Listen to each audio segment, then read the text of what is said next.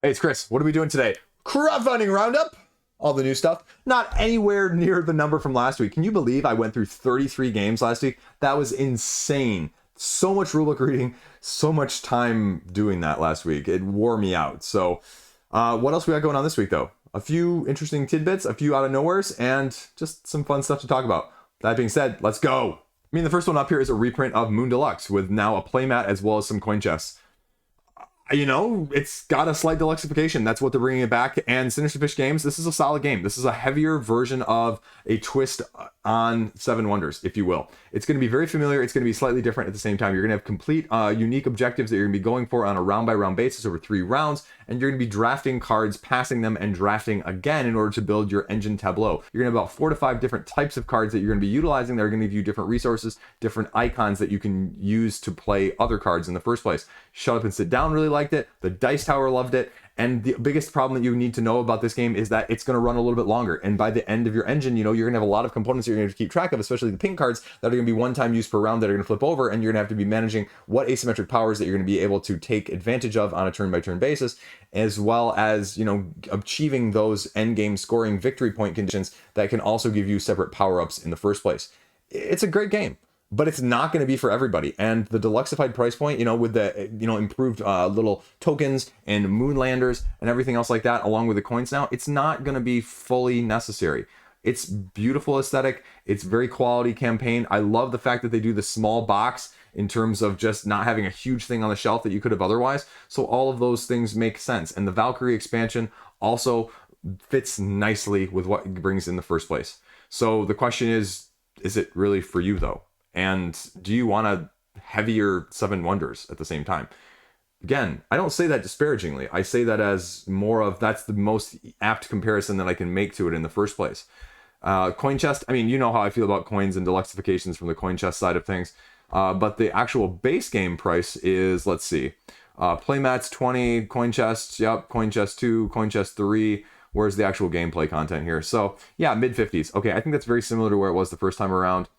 Valkyrie expansion, again, I like having the Valkyrie expansion with new structure cards, and that can be integrated straight into the base game. Probably something I probably wouldn't play without because it gives a little bit more variability with moving your ships back and forth there. Wizards & Co., their more recent crowdfunding game that ended a month or two ago. Basically a card playing simultaneous, go around the dungeon, try to be the last one standing with some take that. Yeah.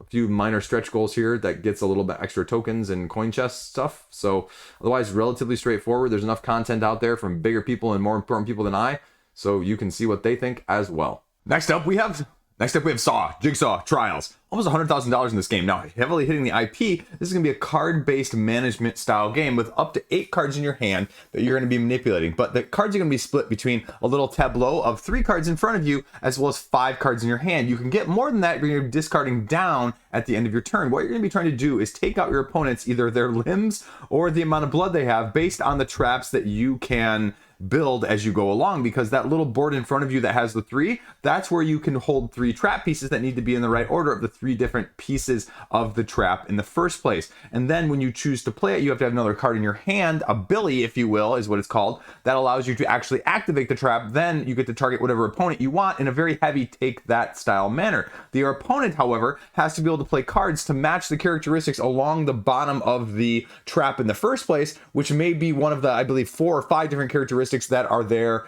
that you're going to be dealing with. And so if they can match it, if they choose to fight it in that sense, then they can go for it, and they're going to play cards from their hand. They're going to give them more cards to draw from, abilities to manipulate it with, things like that. They're going to go along with it. Or they can choose just to sacrifice and lose whatever, you know, like limb or body part or whatever, maybe to a slightly lesser extent than if they lose the actual challenge in and of itself. And so it's basically last one standing in this card manipulation style game. And so that's what they've got going on there. You've got a collector's edition as well as a standard edition, and it's a little expensive for a card-based game. But if you like Saw, I mean, they give you a lot of asymmetry in terms of the gameplay card components that you're going to be matching up with a, you know, set collection-esque variety, if you will, there. So the aesthetic is there. The horror fans are out for this one. Gives you examples of the tools, the searches, and the cards that you're going to use essentially to mitigate, as I was just mentioning. And then the special cards that are going to give you abilities, as well as your character having an asymmetric ability and unique characteristics of those 5. I was right. Okay, different skill checks, essentially, that are going to give you bonuses to whatever your character's strengths or weaknesses are. So yeah, there you go. That's it in a nutshell. And the rulebook's on the page. You can check it out. A small amount of video there. And people like what they see from the horror side of things, and that's all. Next up, we're going to go over to Wild Duo. This is a 5-in-1 abstract style game. Now, a couple of these give you very reminiscent of other abstract games, if you're familiar with some of the Talk or some of the GIP series, as well as one or two of the other much lesser known games. And what you're going to be doing in these 5 different games is basically 2-player head-to-head asymmetric tile moving, if you will. This one, for example, the first one here, you're going to be moving your elephants, you're going to be stacking them on top of each other, sort of like a czar, if you're familiar with that. And then by the time you can no longer make moves of moving these stacks around, because you can only move the stack that has yours on top of it, sound like Talk, that's when the game ends. Whoever has the most herds, quote unquote, wins. The second one here, Baleen Bubbles, I think it says, is you're going to be trying to position these fish towards the center, and by maneuvering your pieces with these animals, you're going to be trying to put them right in the center. And the first one that gets one to the center in that manipulation style wins. The third one here, manipulating sea lions, I believe, reminds me of the other Wano indie game I talked about previously, because essentially what you're going to be doing is you're just going to be trying to trap someone else's piece at the beginning of their turn. And so all you're doing is manipulating these tiles even around the edges of the board. Now, this is a little different. Wano has distinct arcs, but this is essentially the same thing, only more of a grid situation. The fourth one here, again, you're going to be putting these pheasants down, I believe, something along those lines, peacocks, whatever they are, and you're going to be sliding them any which way, trying to create essentially a 4 in a row, but you can only slide them certain directions, and you're trying to outmaneuver your opponent because you start with 0 on the board and you gradually add them as you go, but you're going to be able to slide the whole diagonal if you start on a white, as opposed to just one movement on per turn as well. The last one up here is sort of a capture opponent, and you're going to be trying to surround them in various ways with your various monkeys on your grid-based system as a nutshell. So there's all 5 that you need to know. They all come in a very small, compact box, abstract style. You can get a little plushie. I didn't actually see the price point for this. Okay. I mean, you know, if these are different enough for you, and if you're an abstract junkie, I mean, yeah. But the problem with something like this is, even though it's a good price for what they're offering as a whole, is, you know, just like with any of these other campaigns, like I talked about with All Play last week, you're probably only going to like 2 or 3 of them at most. And so are you willing to pay the price for 5 of them to find that out in that sense? Rules are all on the page. They give you a walkthrough. They give you a little paid content. But I have a question about this one. This one really made me kind of go question mark. Reviews, which we paid money for, are marked with an asterisk. This does not mean we bought the opinion, but only we compensated the effort. Again, I have no problem with that, but I also didn't really see where they were marking this asterisk, you know, again, on any of these. Oh, no, sorry, Board Game Garden there. I missed that one. So, again, the video itself is titled Preview, so it's not really a review then, I guess, right? Going back to my video at the beginning of the week that I ranted about previews and reviews, right? Blurring of the forking lines. It's like I'm Nostradamus here, predicting that it's going to happen, folks. Anyway, indie designer, looks very aesthetically pleasing. They've given a little animal theme to make it more popping and appealing.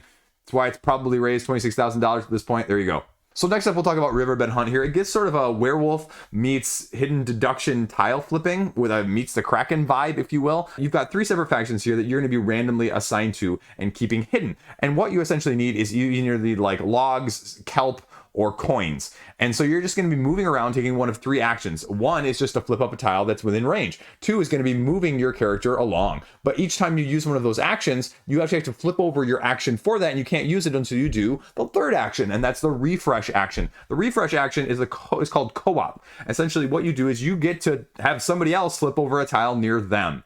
And then when they do that, you get to then grab an ability card off the top of the deck, and I think you get to do that with one of the other actions too. And then you get to refresh your original actions in the first place. Now, the thing I'm not clear about, and I'm sure I'm just missing it, I'm sure it's more apparent when you read the rulebook or watch some of the video, is how you're actually keeping track of, you know, potentially what these tiles are. Because my impression is that all of these are just face down, you're just randomly flipping them over, right? And as long as you get the most coins, you win. Or if your faction gets the most kelp up, a certain number, essentially, your faction wins. And then the 3rd faction wins if they get the most logs. And so I'm just sure there's something else I'm missing there gameplay-wise in terms of picking that out. And so it run you through everything you need to know. Again, the rulebook's on the page, videos across the board in all sorts of languages. And does this seem like it's your sort of thing? And if it does, great.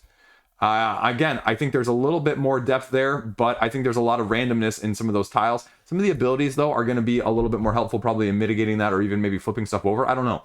But it's going to be a little bit lighter as a whole, and it's going to be a lot of more chaos and randomness. So if you want that, give it a look-see. Now we're going to go over here and go to Solforge, which again, I don't really see Solforge being talked about whatsoever. I mean, they've got like the biggest channels on the, internet talking about their game here and giving positive reviews of the original game of Dice Tower, as well as Man vs. Meeple. They've got a few videos scattered throughout here. But essentially, if you're not familiar with this, is you take two factions of the factions that you're allotted, essentially, and you smash them together to get 20 cards. And then how you play those cards on a turn-by-turn basis in a 5-lane battler situation, you use them to attack your opponents, and you try to knock their life points down from 50 to 0. First person to do that wins. It's by Magic the Gathering's Garfield. And so the only question is, do you actually want to deck build? Because their TCG style model is basically offering you any way of combining all of these cards in the 4 or 5 different factions that there are, just to make that 10 card pile that you're going to ultimately smush together. It reminds me a little bit of Soccer Arms, if you will, because Soccer Arms does the same thing, where you get your goddess and you just smash 2 of their decks together, but you get to choose like how many of the cards from the 10 here and the 10 here, but you only get like 10 total. So how are you going to split that? What are you going to make it look? In this case, you get 10 of each and you smash them all together, but how is the synergy going to go? And how much combination do you want from that side of things? This is giving you a lot of the non-physical, more digital access, but it's also giving you early access, I guess, if you will, to the last winter here, which is the next line of expansions, which says it's going to be offering new cards and new mechanics and new legendary monsters and exiled creatures. Again, I mean, this is a game I'd love to try. I've never played this. It's been on my radar. It's just never quite fallen somewhere where I've had access to it. So sort of like Keyforge, only honestly, this appeals more to me than Keyforge. As much as the idea of Keyforge sounds good, it just doesn't click with me as a whole. And so this one's going to be better from that aspect, but it's not really necessarily something I see you needing to get on crowdfunding unless you really want all the digital access, because you can play this completely offline and completely online depending on what you want. And that's a lot of money to pay for digital plus just a starter kit and 1 booster. So I don't know. How do you feel about boosters, right? So that's the TCG model as a whole, and maybe that's why it's had a little bit more trouble getting traction, or why I just never see it mentioned, because TCGs are just, they're just a different realm of things altogether. There's enough information on the page if you want to check out what the dynamics and the actual mechanics are. They give you more of the key features of the combat and all of those things in more detail, and it's been out for a while now, so that you don't really have to worry about what it is that Stoneblade is going to support it seems like, too. So check it out if you want. Tons of videos as well there. See if it's your ilk right now on the Magic the Gathering-esque style of things. Fuzzlets, this is a weird game. This is just basically create a tower. Create a little tower of 9 by 8 by 7 by 6 by 5 by 4 by 3 by 2 by 1, and you're just the first person to empty your hands, and your little cards here may have some abilities, and you're just basically gonna have to stack them on top of each other horizontally or vertically. You can only stack horizontally up to that number that I mentioned in the pyramid style, but in order to place one on a higher level, you have to have a color that matches one of the base ones below, and you can see here that you've got at least this many colors, if not more, that you're gonna be having to try and go through, and you're gonna be just trying to empty your hand before your opponent, and that's it. So $29 for the base game, and if you want to spend a whole bunch of extra money on non-gameplay content, this is one of those campaigns that will get you a whole bunch of that stuff if you want as well. So that's the game in a nutshell. It's nearly funded at the time of me filming this, so check it out. Crimescene, again, this is a little bit of, the transparent card play with a little bit of code names and deduction, murder in Hong Kong, if you will, all smashed together, because essentially what you're doing is you're dividing up into 2 teams, and on your teams you're going to have witnesses and you're going to have a detective.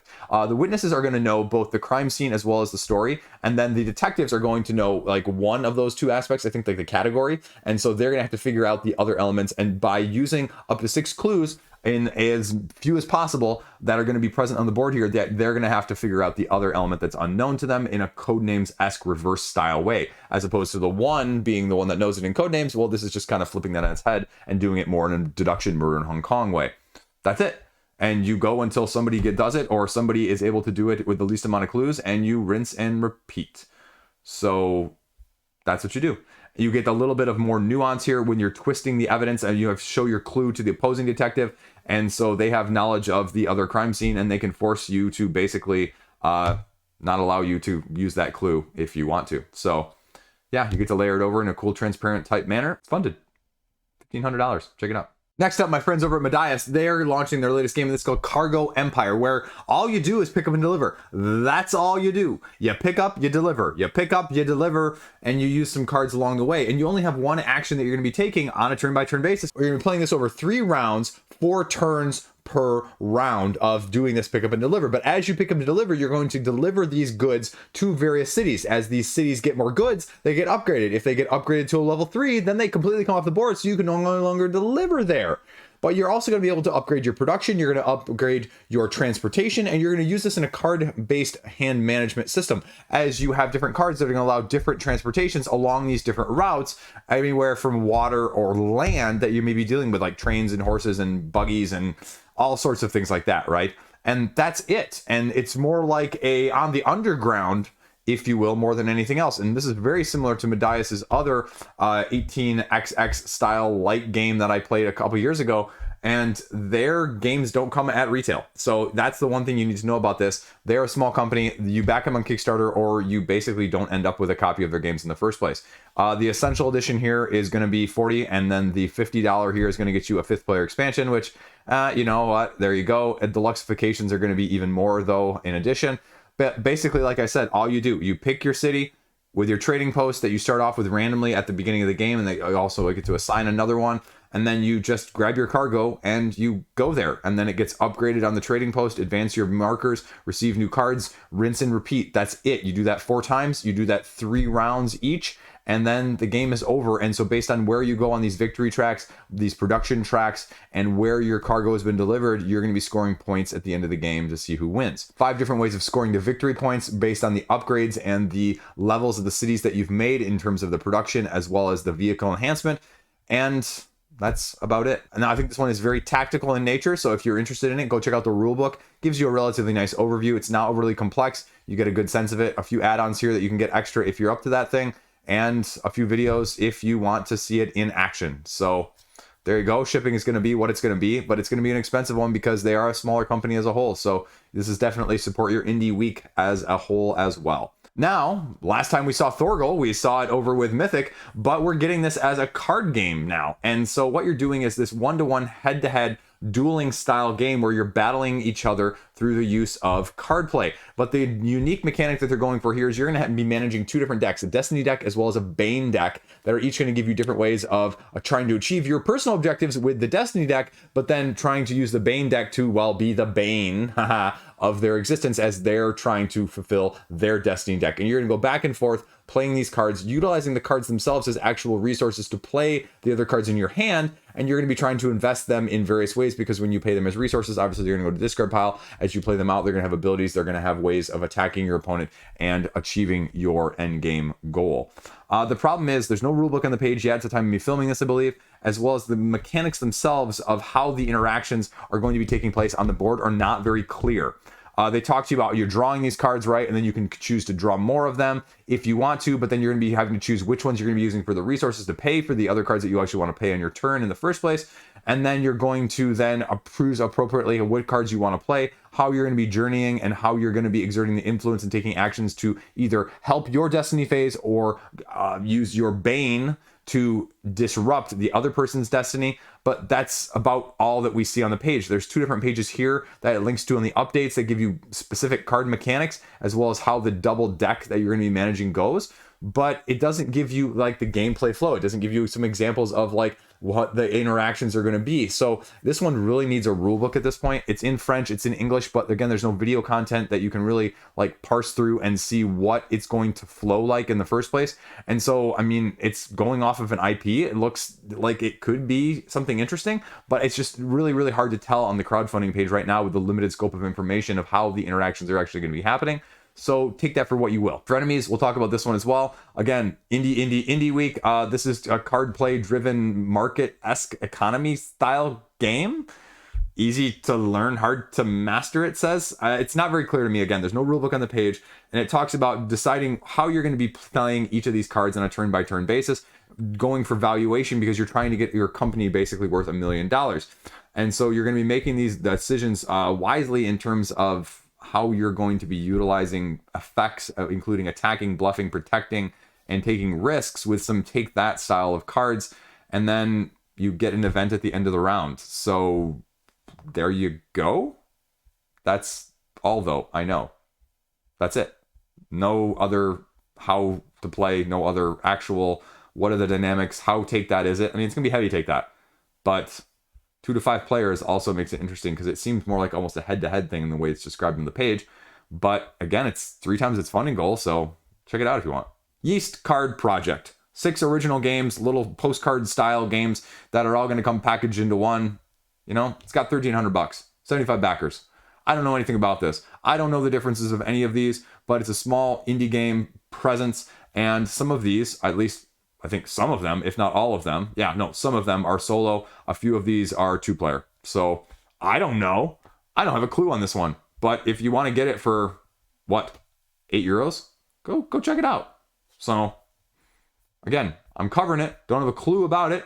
Is it going to be your ilk? It's cheap. It's print and play style. So give it a look-see if you're one of those folks. Now we'll go over to Partisans here. 1 to 2 player asymmetric deck building game. You start off with your 10 style of asymmetric cards that you're going to be utilizing in your deck. And you're just basically going and drafting these cards, trying to build up your team, if you will, until you can get enough to beat your opponent. So what does that actually mean though? Well, on your turn, you're gonna be taking one of 3 possible actions that's available to you. 1, you're just gonna play cards. 2, you're going to use those cards to upgrade because you're gonna have to have certain types of cards. You're going to play, say, 2 of your starter cards and discard 2 of your starter cards to get one of the prominence cards. And 2 of the prominence cards will get you the other type of card, the stronger type of card that's gonna be the dominance card. And so you're gonna be slowly upgrading your deck that way, until you're potentially also fighting off your opponent. But each of these actions that I didn't say takes 2 cards of your 3-card hand. So you're going to be playing 2 of the 3 and then redrawing up to 3 at the end of every turn. Battling those are very divisive because basically all you do with battle is you play 2 of the cards of the values highest in your hand, and the winner, well, wins and gets rewards. The loser loses morale. And so you're going to be using that to track one of the ways of victory points of getting 10 on your track, essentially, whether it's like the war or the peace track, depending on which side of the asymmetric battle that you're on. All you do is do 2 of those 3 cards in your hand. No matter what action you're taking, you do deploy just 2 of those cards, but you have to play them both simultaneously. You don't have to play them in any specific order, but they both have to be shown face up. You can't choose one and then kind of let that play out and then do, no, these are the 2 I'm playing right there. Or recruiting, like I said, you have to get 2 to get another, or battling, again, playing those 2 to see what your opponent wants to do. But your opponent doesn't actually have to choose to battle because then they have to lose those cards that they play trying to stop you from winning the battle. And if you lose the battle and you fight, you lose more morale than if you just say, I'm going to acquiesce and I surrender. So that's going to be how it's going to go back and forth. A few little minor stretch goals here if they can get some additional stuff from an indie standpoint. But again, it's overfunded and we'll see where it goes. There you go, Partisan. 2 more over here on GameFound, and then we'll be done. And first up is Ratyl. Dexterity, WarioWare meets Tetris, if you will. Basically, what you're doing is you're tossing these little diamonds out on a 5x10 grid here, trying to create polyomino style of arrangements. And somehow that's going to translate into, they say, up to 20 different mini games that you're also going to be able to mitigate by using the rat cards, the asymmetric abilities on these rat cards that you're going to be getting at the beginning of the games. That's about it though, unfortunately. There's not really a whole lot of detail of what these mini games are going to be, apart from having these types of mechanics, because you're literally going to be doing sort of a flick of faith style thing where you're going to be able to manipulate, okay, that maybe the diamond's on there, you're going to make other people toss with their non-dominant hand, things like that that are a little bit chaotic, crazy, and take that in a nutshell. And do you like that sort of thing? They give you a little strategy, like I said here, of how you can alter the game state and the rules, as well as just a little bit of everything there from a 1 to 2 player aspect. Solo competition against yourself in the game versus head to head as well. But there you go. 50 Australian dollars right now. You can get it early or you can get it later. January 2024, November 2023. But this is all out, so you are stuck with this pledge level if you're like me right now. So I just wish there was a little bit more of what some of these mini games were, a little bit more example of how these mini games are going to be going.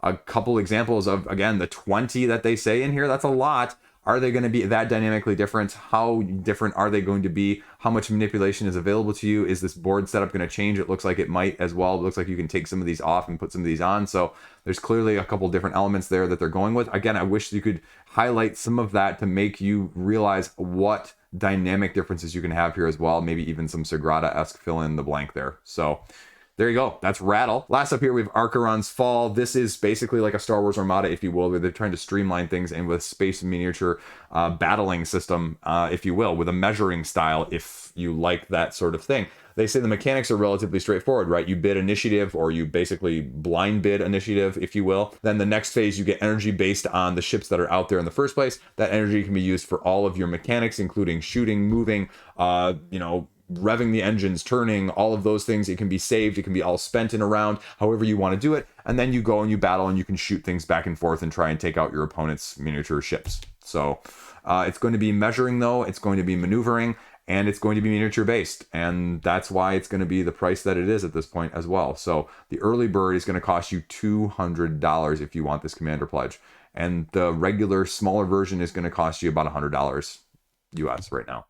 So do you need a Star Wars Armada of a different flavor? Can you get this game played? I can't get Star Wars Armada played, but it's aesthetically pleasing. And I think that's probably why it's got 100 freaking thousand euros at this point as well. So do you like drafting? Do you like getting tactical? Do you like choosing the points? Do you like battling? Do you like having that customization and the asymmetric ability of how you want to use that shared resource on your many different ships that are in front on the battlefield in the first place? Well, there you go. You can check it out over on GameFound. That's it. That's the roundup this week. A lot lighter, a lot more indie than last week. A lot less games than last week too, right? Like 33 and down to like 10-ish. So there you go. That's it. Now, the next 2 weeks in November, though, we're going to have some good ones. I'll have my video for Kelp hopefully coming out either Sunday or Monday. It's a fantastic two-player game. If you like two-player asymmetry, this one should be on your radar. It's not going to appeal for everyone. There's going to be some dice. There's going to be some randomness. But the aesthetic is cool. The theme is cool. And the mechanics are solid. Whether or not they're for you, though, that's the question.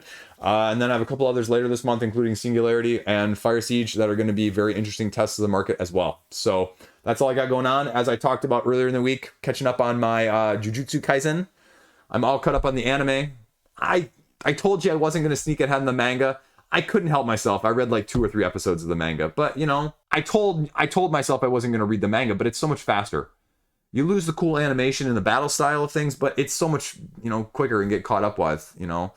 And it's only, I don't know, what are they at, like 200 something right now or something? I don't even know. See, I'm trying to stay my blinders, you know, center lane.